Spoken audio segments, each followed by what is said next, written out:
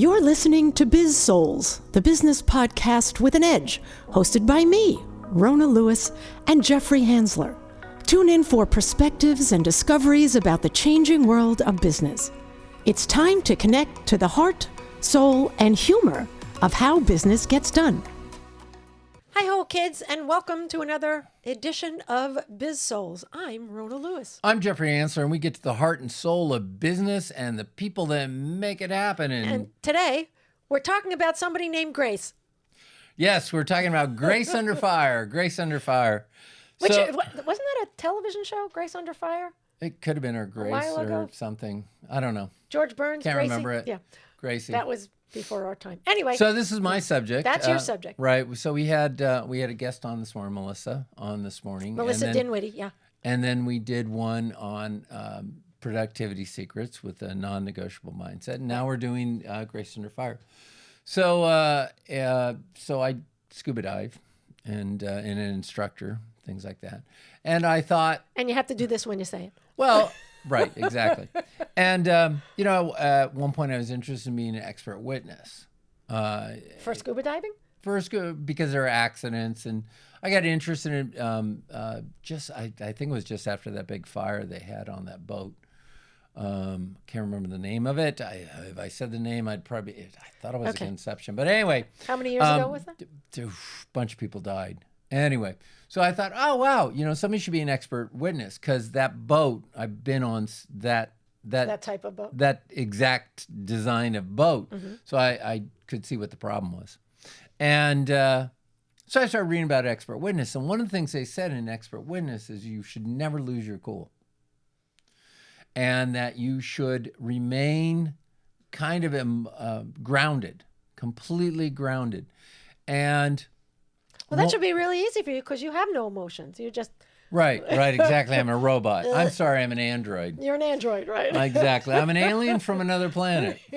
As opposed to an alien from this planet. Exactly. Is that an oxymoron? Anyway. Well, and what brought this up is, I got into scrolling. I was heavily scrolling in Facebook and kicking time because I had nothing. No focus. Right. No focus on productivity or Listen to the last non-negotiable. Podcast, yeah, exactly. And... what's going on at Facebook? Everybody's screaming. They're screaming at ICE officers. They're screaming at politicians. They're screaming at neighbors. Everybody seems to be, it's like, it's okay to be an emotional... wreck. Well, I wouldn't call it a wreck. Everyone feels so much now. An emotional terrorist, let's call that. Okay. So, and in business, that's what people do. That's what the hero leadership boss who has to be right and they're wrong and they get frightened. They start screaming or blaming employees and things like that. And all of those reduce your credibility. And so one of the hardest things for EI, emotional intelligence, one of the hardest things for that is to remain calm when it's really important to you. So as you raise the stakes. Now, without getting too far, I was in court for, matrimonial stuff. Mm-hmm. We'll go into that. And it was... Well, you don't have to go into that. We'll just get the idea. We won't go into the details of it. It was very emotional. I'm sure it was. As men feel or the working person feels, because you're paying all the lawyer fees for everything. Every time they go into court, you end up paying for it. So it gets emotional and also some other things. And it was there were a couple times I was my own worst enemy because I got upset or I would call somebody, what they presented was completely false or completely transparent. And I would get upset and I'd act. And I didn't understand at that time that I was hurting me. I thought I was just being, I was reacting honestly to it. Well, you're being authentic. And it hurt a lot. It hurt monetarily too. So they punish you in it. And when I was reading the book on being an expert witness, they say the single most important thing is never lose your cool. You have to be cool all the time. So then when we get into cool, it's not just that you're cool, it's that you're not taking swipes with language. You're not baiting somebody with language. And it seems to be a lost art. I was just thinking I would be terrible at it. I would be because I'm confrontational. Well, exactly. And both of us have a tendency to be confrontational because that's one of the ways we get people to take action. We get people to do other things. There's a positive to that. There's also the negative to it. It's a yin and yang. Really? You think someone would feel bad if I went, "You're an idiot, and this is why"? Yeah, they might just take it personally on things. At least I'm telling them why. So, and when you came up with your non-negotiable mindset, this would be perfect skill to work on for non-negotiable. Okay. And one of the other things I was doing when I was killing time, didn't have much to do. I'd had a couple of, this group I worked with had me scheduled for a couple of classes, and they were having difficulty filling them with people. And so I work for the same company. I know the feeling. They canceled the classes. So I had free time on my hands. So, and I hadn't made any plans for trips, and the weather was a little miserable and stuff. So just kind of hung around and I was watching TV. And I was watching Blacklist with James Spader, and he's a great actor. And yes, it is acting. He was representing them no matter how they attacked or what they did. Right, he never lost his cool. Just keeps his cool for the most part. Now they made it diabolical because he's cold calculated. Yeah, just walk around all the stuff. I'm waiting for him to step on something that would just. And because I'm not going to scream at you because he's keeping cool. Keeping cool. Okay. So anyway, what do you think about that? I mean, I think you know what I definitely think it's a skill, and I think it's part of someone's innate personality. You know, if you look at the disc profile, I'm a high I. I get, I'm very emotional. I'm very in your face. And I'm a terrible poker player because it's written all over my face. And, can I act? Can I ease up? I had to when I was in sales. And to be completely on one level all the time, I think it would take a lot of practice. So I don't think it's impossible. I think certain personalities just do it more easily. Well, it's not and personality. It's also nurture. It's what you were raised with. My grandfather on my dad's side, terrible temper, awful temper. My dad used to joke that when his brother were horsing around and his dad would get upset, he'd throw a hammer at him. I mean, literally throw a hammer, and then the hammer would end up going through a window or something. Then he'd be even more upset. And my dad was a yeller, and he'd get upset, and you'd see it.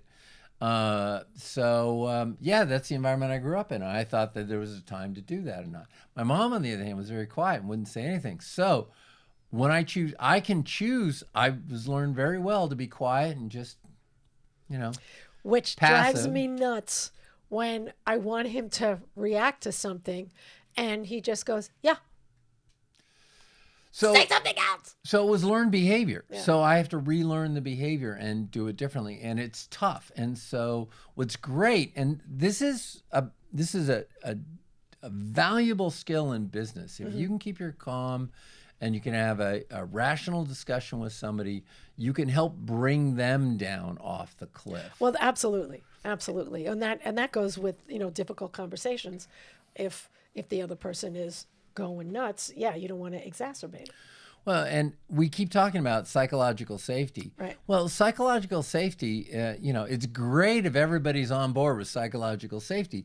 You get one person in the room that's not into it, though, and they can destroy the whole thing. Right. Especially if they have a leadership role. And so the idea is this is a tool to help create that psychological safety for everyone, and walk the walk, represent what the behavior people should do. Yeah. Melissa mentioned that in the last podcast about the leader being the role model. Right. And if the leader isn't the role model, how can you as a subordinate affect that? Work. Yeah. And the way to do it is by, showing grace under fire. And it's really tough. There's grace. So Dr. John Cotter talks about ways to kill an idea. And if the first three don't work, then they go for character assassination. Mm-hmm. So again, with the diving thing, I was with this group, and we'd had a 3-day retreat trying to re-strategize for the whole diving organization. And one of the things that came out of the strategy is I wanted increase in communication, because this is a very closed group. They didn't share information with the members and things like that. And I wanted more of that. So when we came back in, and the guy who was one of the executive VPs of the organization went over all the points they made from it, completely left out communication, because they didn't want communication. We found out why later on. And so I said, hey, we've messed out communication. And then the CEO went on are you saying we're lying or we didn't do it? Or are you saying we're trying to avoid it? And so inside, though, I was literally feeling the attack from all the executives and most of the board, because they were following. This is the reason I got on the board. Anyway, and they just went on the full attack. And so on the outside, I was remaining calm and did it well. On the inside, though, man, the emotions are running and the tension, and I was shaking on my foot. You obviously hit a nerve. Well, two of the guys were doing all kinds of illegal things, and they ended up getting kicked out of the organization. This guy left before they brought charges on it. It was just a big, giant disaster. So that was one where I did it well. And once I had that experience at work doing it, it's easier for me to do it. Okay. I don't get quite so upset. And so because this is a business podcast, I wouldn't recommend practicing this stuff at work. I'd recommend practicing it with your neighbor, with anything that upsets you. Family members. Yeah. If somebody upsets you, if you're in line, somebody cuts in front of you, things like that. Perfect opportunity to practice this skill, because it does take practice, especially if you didn't grow up with this. Work behavior. your road rage and breathe. Yeah. Breathe in the car, because they can't hear you yell anyway. Exactly. And the two tips, if I would give on this. If you're going to give them. One, pause. The first thing to do is pause. If you feel that emotion coming on, if you feel that attack, pause, listen to it. The second tip is to say back to him, it sounds like you're saying this. It sounds like you're upset at this, or it appears that this is really bothering you, or this is important. And then ask a question. That would be the third thing. That's very good. So pause, send back what you think they're doing, rephrase it, and then follow and turn that in a question form. Yes, and see what I did there? Yes, and that was very good. I'm going to add something that I teach a class called Managing Difficult Conversations. And so one of my students gave me this, and like 2 years ago, and I thought it was great. It's PURR, P-U-R-R. Pause to understand, reflect is the first R, and then respond. So very similar to what, it's great. to what I love you it. said. And then you can, a question is still a response. Exactly. So it's PURR. And being that Indy was just in here. Yeah, we'll give credit to Indy. To the cat. The cat reminded us to It comes to me purr. easily, right. Okay, very good. All right. Well, that's good. Anything else? No, that's it. I think we're good. Let's stick a pin in it. All right. We're going to go have a bowl of milk now. So I'm Rona Lewis. I'm Jeffrey Hansler, and like, subscribe, share, tell all the people, join in. Yada, yada, yada. Send us a lot of love.